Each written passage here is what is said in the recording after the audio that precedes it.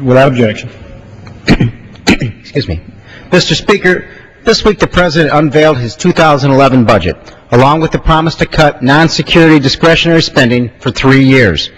I actively support the President's initiative to rein in spending and to tackle our ever-growing deficit. However, the President and Congress must go further. In order to understand our next steps, we must first understand how we got here.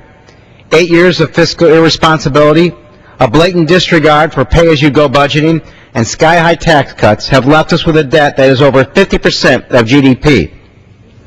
To add insult to injury, we work in a town that thrives on pet projects and individually directed spending. Recklessly spent on defense projects that are intended to keep us safe, the government's #1 duty, but actually help make us vulnerable in that they are often untested and even ineffective. In March 2009, a GAO report assessing selected weapons programs, researchers estimate that cost overruns totaled nearly $300 billion. GAO concluded to recommend that DoD moves towards sound, knowledge-based acquisitions.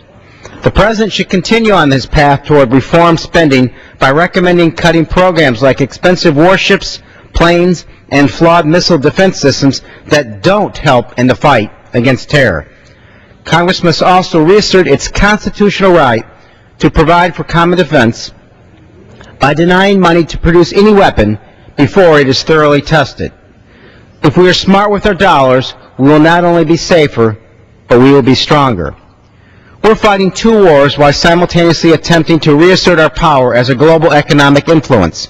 Now is not the time to pick and choose where we cut our spending. Now is the time to reinvent, streamline, and reform the way we do business in Washington. Now is not the time to protect sacred cows. Nothing should be beyond our scrutiny.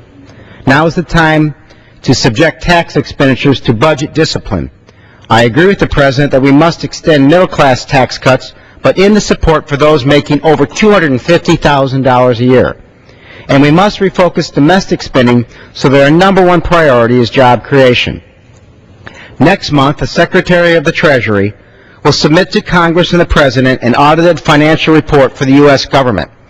Similar to those required of publicly traded companies, this report projects our unfunded liabilities, or the present value of future expenditures in excess of future revenues.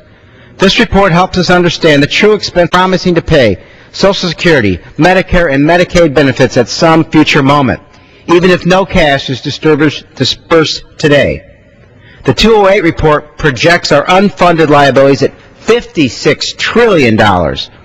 Our large and growing deficits continue to increase government debt levels as a percentage of GDP to unprecedented and unsustainable heights.